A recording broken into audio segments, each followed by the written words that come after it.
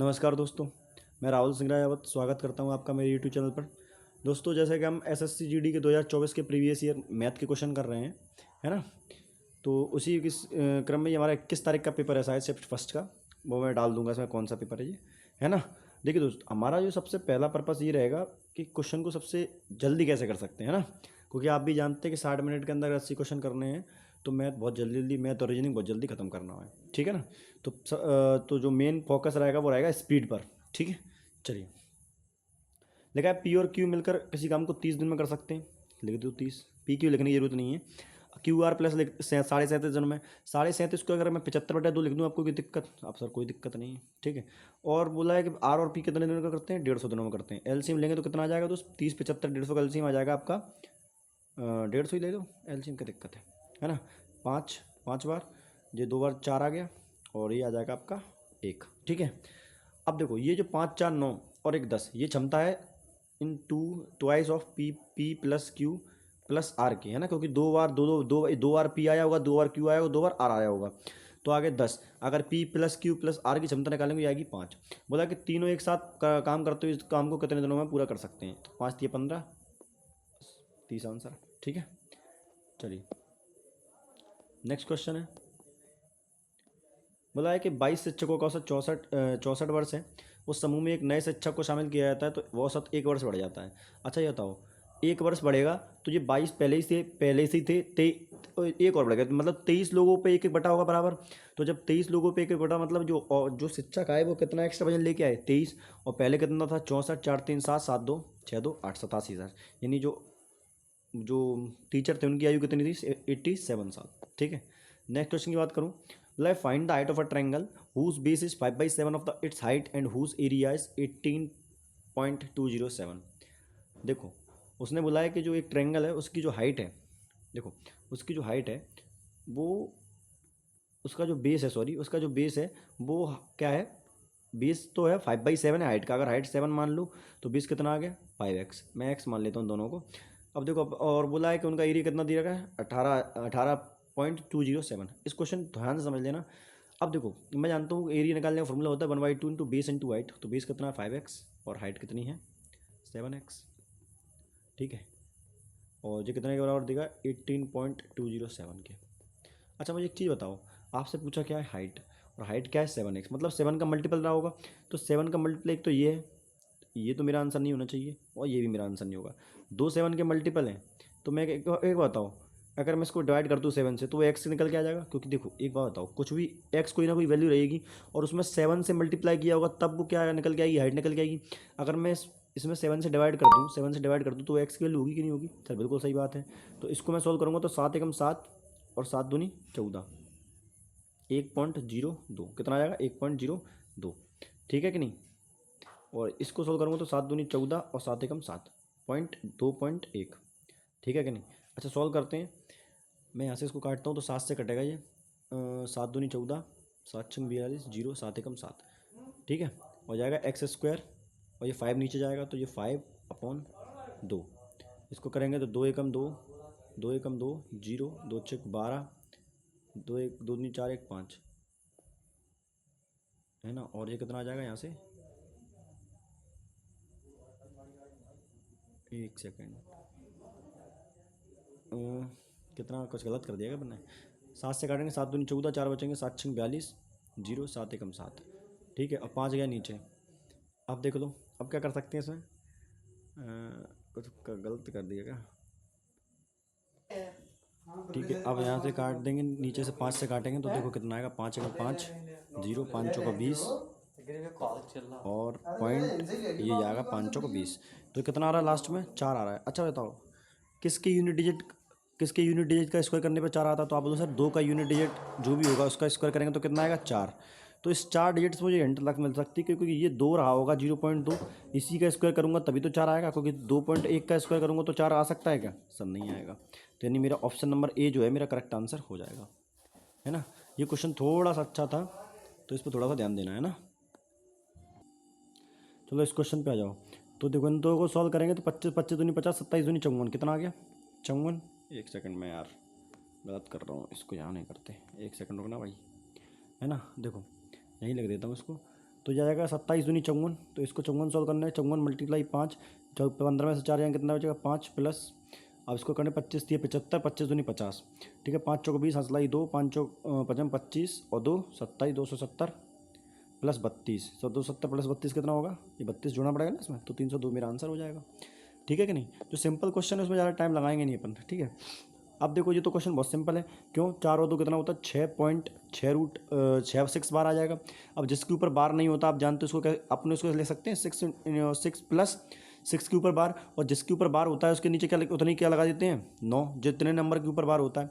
इसको काटेंगे 3 दूनी 6 और 3 का 9, तो 36 18 और 2 21 बटे 36 18 2 20/3 कितना आ गया 20/3, यानी ऑप्शन नंबर बी जो है करेक्ट आंसर है, ठीक है। नेक्स्ट क्वेश्चन देखेंगे। यदि कुल वस्तुओं के 70% 20% के लाभ पर बेचा जाता है तो शेष वस्तु का 10% हानि पर बेचा जाता है, तो कुल लाभ प्रतिशत बताओ। अच्छा देखो मान लेता हूँ मैं 100 रुपये की 100 चीज़ें हैं, 100 रुपये की 100 चीज़ें हैं, और बोला है कि ना 20% लाभ पर बेचता है। 70 का ये बताओ, 70 चीज़ें मैंने 20% लाभ पर बेची, मतलब 84 में बेची होंगी कि नहीं भैया। 70 का 20% कितना होता है 14, तो 14 का लाभ लेके 84 में बेचूंगा प्लस। अच्छा बताओ 30 चीज़ें मैंने 10% की हानि पर बेची, तो कितनी बेची होंगी 27 में बेची होंगी, पक्की बात है कि नहीं। 27 में बेची होंगी ना, तो 7 4 11, 11% का लाभ आएगा, सीधी बात है।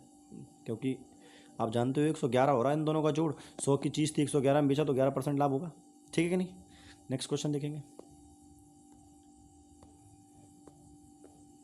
आ जाओ।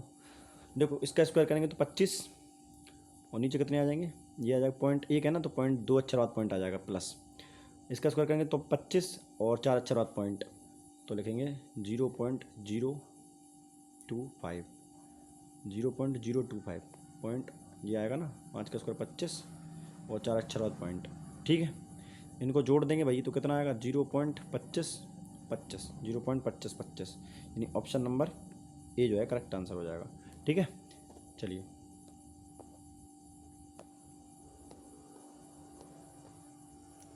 नेक्स्ट क्वेश्चन देखेंगे। ये पुस्तक को उसके अंकित मूल्य के 16/25 में बेचा जाता है, मतलब अंकित मूल्य 25 था तो 16 में बेचा जाता है। बोला है पुस्तक के अंकित मूल्य और विक्रय मूल्य का अनुपात कितना था, तो यही होगा, अंकित मूल्य 25 था 16 में बेचा है ना, तो 25 16 ये आंसर हो गया। चलो नेक्स्ट क्वेश्चन। अगला देखो 9 में से 4 जाएंगे कितना बचेगा 5, 5 का 2 से डिवाइड देंगे 2.5, 2.5 दूनी कितना होता है 5, 6 5 11, खत्म सवाल। नेक्स्ट क्वेश्चन, अरे हट जा भाई। बोला है कि रमन, ऊपर ही ले लेते हैं इसको थोड़ा सा, मतलब रमन अपने वेतन के 20%, रमेश का वेतन रमन के वेतन से, अगर देखो रमेश है ये रमन है, तो इसका रमेश का एस ले लो, तो ये एस है और इसको मान लीजिए रमन मैंने, ठीक है। रमेश का वेतन रमन के वेतन से 20% अधिक है, तो रमेश का वेतन 6 हो गया, इसका 5 होगा, 20% फ्रैक्शन वैल्यू कितनी होती है 1/5, ठीक है। अब बोला है कि यदि रमेश 33,750 बताता है, कौन बचाता है रमेश, और जो उसके वेतन का 75% है। अच्छा देखो ये 33,750 बचाता है, जो इसके वेतन का कितना 75%, 75% मतलब 3/4, यानी ये 4 की वैल्यू आ गई। अब पूछा क्या है, तो रमन का वेतन बताओ। देखो ये रमन का वेतन आ गया, ये रमन का वेतन है, रमन का वेतन हमारे हिसाब से कितना है 5, ये रमन का वेतन है ना ये, तो हमारे हिसाब से रमन का वेतन कितना है 5। वैल्यू किसकी निकालनी है सुरेश, अच्छा 1 मिनट, ये रमेश का वेतन है सॉरी, तो रमेश का वेतन हमेशा हमारे हिसाब से कितना है 6, और वैल्यू हमसे किसकी पूछी है 5 की। बस इसको सॉल्व करना आंसर आ जाएगा। तो देखो कैसे काटेंगे इसको, 3 से बढ़ा दो, 3 एकम 3, 3 एकम 3, 3 4 5 15, ठीक है, और 3 दूनी 6, तो 3 3 9 कितने बचे 3 7 21 5 15, 2 से काटेंगे 2 दूनी 4, 5 दूनी 10, 3750, ये आ गया आपका आंसर, ठीक है। चलिए बोला गया 512 के 64% प्लस 215 के 46% का मान बताओ। केवल कैलकुलेशन है, इसके अलावा कुछ भी नहीं है, आप जानते हो कुछ नहीं घटने वाला, नीचे 100 रहेगा उसको बाद में देख लेंगे, पहले मल्टीप्लाई कर लो। तो 4 इसका 64 कितना होगा 4 दूनी 8, 4 एकम 4, 4 पंचे 20, 20 48 हो गया, गुणा 6 दूनी 12, असलाई 1, 6 एकम 6 1 7 और 6 पंचे 30, यह आ जाएगा 0, आएगा 8 6 7 2 और 3 पॉइंट लगेगा, 3 2 अक्षर बाद तो ये आएगा 327.68 जी हो गया। अब इसको 6 पंचे 30, हंसलाई 1 हंसलाई 3, 6 कम 6 3 9, 6 दूनी 1290 गुणा ये 1290 है ना। अब ये आएगा 4 पंचे 20, हंसलाई 2, 4 एकम 4 2 6 है ना, 4 दूनी 8 आ गया, ये आ गया 0 9 8 और आ गया 10, तो 2 अक्षर बाद पॉइंट लगेगा, इसमें भी 108.90 जोड़ लो जरा, तो तो 327, इसको सही किया है, 327.68 हो जाएगा 168.90, तो हो जाएगा 8 9 6 15, 8 8 16, ये 3 और एक 4, तो ये 436 करके जो मेरा आंसर आएगा, है ना। 8 7 15, 426 तो आंसर हो जाएगा। कहीं गलती कर गया, 108।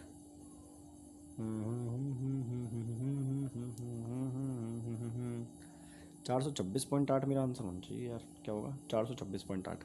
एक सेकंड देखते हैं क्या दिक्कत है। अच्छा यहाँ गलती हो गई यार, देखो 8 1 9, या 8 1 9 होगा ना, यहाँ पर कितना आएगा, ये 98.90 आएगा, कितना आएगा 98.90, तो यहाँ पे क्या होगा, ये 98.90 था, ये 9 है केवल, है ना, तो 9 तो 11, अब देखो 98.90 327, इसको पूरा काट लेते हैं यार एक बार, यहाँ से देखो पूरा यहाँ से दोबारा प्लस कर लेते हैं, ठीक है। तो इसमें कितना जोड़ना है, 98.90 जोड़ना है, कितना जोड़ना है 98.90, तो जी को 8 9 6 15, 8 8 16 पॉइंट लगाएंगे, है ना, तो 9 10 11 एक 12 और एक हासिल आई 426, 426.58, ये आपका आंसर आएगा ऑप्शन नंबर बी, ठीक है। चलिए अगला क्वेश्चन है कि 600 मीटर लंबी एक रेलगाड़ी विपरीत दिशा में चल रहे एक व्यक्ति को 20 सेकंड में पार कर लेती है। यदि रेलगाड़ी की चाल व्यक्ति की चाल की 5 गुना के बराबर है तो रेलगाड़ी की चाल बताओ। बहुत सिंपल क्वेश्चन है यार, कोई दिक्कत ही नहीं है इस क्वेश्चन में। 5 का मल्टीपल मेरा आंसर होगा, एक तो ये मेरा आंसर नहीं है, ये मेरा आंसर नहीं है ना, हो सकता है 5 कट जाए यार, चलो देख लेते हैं। देखो 600 रेलगाड़ी की चाल अगर 5x है तो इंसानी चाल कितनी होगी, x होगी। जब विपरीत दिशा में चलते तो चालें जुड़ जाती हैं, तो यानी डिस्टेंस आ गई 600 और चाल कितनी आ गई 6x। टाइम कितना लग रहा है भाई, टाइम लग रहा है आपका, कहाँ है टाइम, 20 सेकंड। सॉल्व कर दो, 0 से 0 खत्म, 6 से 10 बार, 2 से 5 बार, कितना आ गया 5। एक्स की वैल्यू कितनी आ गई 5, तो रेलगाड़ी चाल आ गई 25। ये है 25 मीटर पर सेकंड, पूछा किसमें, किलोमीटर में है, तो ये आ गया 5/18 से, सॉरी 18/5 से कर देंगे, किससे करेंगे 18/5 से, 5 से काटेंगे 25 25, 18 5 90, आ गया 90, ठीक है। चलो नेक्स्ट क्वेश्चन देखेंगे, लास्ट ये क्वेश्चन रह रहा है। देखो इस क्वेश्चन को देखेंगे, एक निश्चित ब्याज पर 2 वर्षों के लिए मूलधन पर साधारण ब्याज और चक्रवर्ती ब्याज 12,600 और 14,400 है। देखो मैं पिछली क्लास में भी करवाया है कि देखो सबसे पहले साधारण ब्याज का सहारा लेना पड़ेगा कि साधारण ब्याज तो हर साल बराबर रहता है, तो 12,000 2 साल होगा तो एक साल कितना होगा 6,000, यानी पहले 6,000 इसमें मिले होंगे और पहले 6,000 इसमें मिले होंगे। अब अंतर कहाँ से आना शुरू होता है, दूसरे साल से। अब क्या होता है कि इसमें है ना दूसरे साल चक्रवर्ती ब्याज में ब्याज पे ब्याज मिल जाता है, तो देखो ये कितना है 24,400, यानी 2400 ब्याज मिल गया होगा किस पर, 6,000 पे, और रेट निकाल लो, 0 से 0 काटोगे, 0 से 0 काटा, 6 चौके 24, है ना, 6 दम 60 गुणा 100, 40% आंसर आएगा मेरे हिसाब से 40%। अब देखो 40% आ गई रेट, क्या आ गई 40% रेट, अब दिखा रखा है, तो देखो एक साल की 40% है तो 2 साल की कितनी हो जाएगी 80%, और 80% का 80% पर ब्याज मिलेगा, तो 80% वैल्यू कितनी है, 80% वैल्यू है आपकी 12,000, तो 1% की कितनी निकाल के आओगे, 1% को निकालना, 80,000 3 चौके 12, 3 पच्चे 15, यानी मेरा आंसर आएगा 15,000। क्यों भाई, भैया एक बात बताओ कि 12,000 जो है 12,000 है, 80% की वैल्यू है कि नहीं, 1% की निकालोगे तो यहाँ से आएगी 8 एकम 8, 8 पंच 40 आएगी कि नहीं 150, आपको कितने की निकालनी, 100 की निकालनी, 0 से कर देंगे 15,000 आंसर आ गया, ठीक है। देखो क्वेश्चन को ऐसे करना पड़ेगा, तो टाइम तो कम रहता है, आप भी जानते हो इस बात को, है ना। देखा है दूध और पानी का मिश्रण क्या है, 2 और 3 है, यानी मिल्क और वाटर का अनुपात कितना है 2 और 3 है।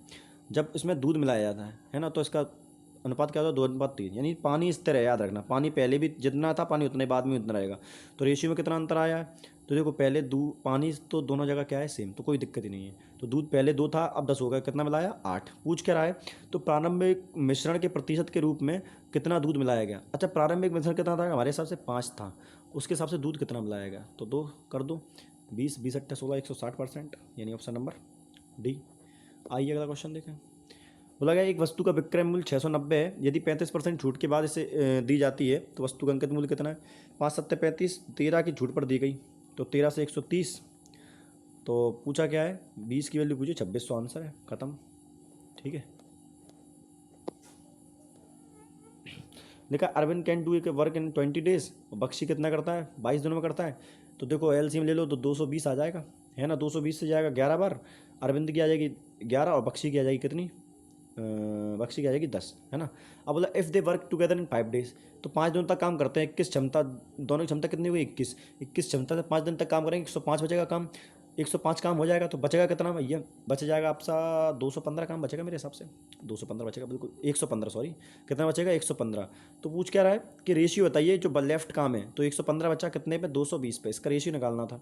तो देखो तो पाँच को 20, 5 तिया 15, नहीं सॉरी क्या कर रहा हूँ मैं, 5 दूनी 10, 5 तिया 15, और यदि पाँच चौको 20, 5 चौको 20, 23/44, यानी 23/44 मेरा आंसर हो गया। ठीक है, अगला देखेंगे, एक परिवार की आय और व्यय का अनुपात 19 और 3 है। मतलब एक परिवार अगर 19 कमाता है तो 13 खर्च करता, तो बचाता कितना होगा दोस्त, 6 बचाता होगा, पक्की बात है कि नहीं। अब बोला एक परिवार की व्यय कितना है, इतना है व्यय है, तो उसके परिवार की बचत निकालो। तो देखो 13 की वैल्यू रखी तो 13 दूनी 26, कितने बचे 35, तो 13 दूनी 26, कितने बचेंगे 9, 13 91, ये आ गई 13 91, ये आ गई 1 की वैल्यू। तो 6 की पूछे निकाल दो, 0 6 7 42, यूनिट डेट 4 किसका रहा, 1 ही का आंसर है, निकाल दो, यही मेरा आंसर कर लो। 6 7 42 40 4, 1 सेकंड होगा ना, 4 6 दूनी 12, 12 4 16, हंसला 1, 6 दूनी 12 1 13, 13 26 200 आइए ना जाइए। ठीक है, चलो देखो, बोला किसी धनराशि पर 20 वर्षों में प्राप्त साधारण ब्याज उस राशि का 2/5 है। मतलब अगर राशि 5 है तो ब्याज कितना मिलेगा 2, 5 राशि पर। रेट मुझे निकालनी है, टाइम कितना है 20 साल है, बटे में 100, 5 से कितनी बार जाएगा 20 बार, 20 से 20 गया और रेट आ गई 2%, खत्म मेरा सवाल। हटाओ, इस सवाल को देखेंगे। बोला एक आदमी 35 कलम खरीदता है, 40% का लाभ अर्जित करने के लिए उसे कितने रुपए में कितने कलम बेचनी पड़ेगी। ये सिंपल सी बात है, क्वेश्चन से करो। 34 लेके आएगा, तो देखो 35 लेके आया था और दे कितना रहा है 34, कितने का प्रॉफिट हो रहा है, एक का, कितने पर 34 पर। क्या परफेक्ट आंसर आएगा, नहीं आएगा भाई, 17 में, अप्रॉक्स में भी नहीं है। देखो ये आएगा 50 और ये आएगा 17, तो 17 दूनी 34 है ना, 40 का चाहिए, तो ये तो मेरा आंसर नहीं हो सकता। पिछली बार मैंने इसको ऑप्शन से ही करवाया था। दूसरा उदाहरण 25, यार आंसर दिख गया, लेकिन आंसर यही है, कैसे देखो, क्या मेरी बात को समझो। 25 देगा, 35 लेके आया था, कितने का प्रॉफिट 10 पर, कितने पर 35 पर, है ना, काट दो, 5 दूनी 10, 5 7 35, कितना आ जाएगा 200/7।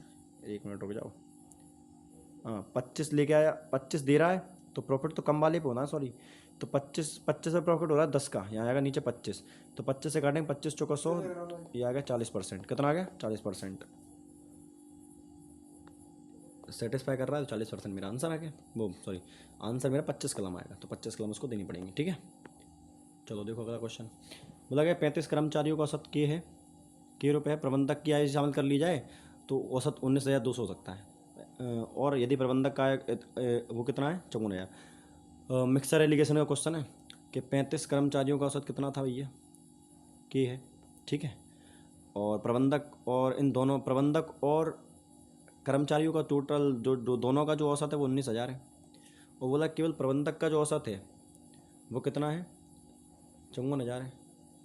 तो बस यहाँ से काटेंगे तो एक एक प्रबंधक है, प्रबंधक एक ही है। ठीक है, अब देखो यहाँ से इसको माइनस करेंगे तो कितना आएगा 35 ही आएगा, यानी एक की वैल्यू आ गई 1,000, कितनी, एक की वैल्यू 35 की वैल्यू 35 है, इनको माइनस करेंगे तो 35,000 आएगा, तो एक की वैल्यू निकालेंगे 1,000, तो इसकी वैल्यू कितनी होगी 1,000। अब बताओ अगर ये इससे बड़ा है बीच वाले से, तो अब बीच वाला इससे बड़ा होगा, तो मतलब इससे 1,000 कम होगा, 1,000 कम मतलब 18,000 मेरा आंसर आ गया, ऑप्शन नंबर बी मेरा करेक्ट आंसर हो गया। ठीक है, आई होप आपको पसंद आया हो, अगर कोई भी दिक्कत है तो प्लीज़ मैसेज करें, हम उस पर जो भी है सुधार करेंगे। धन्यवाद।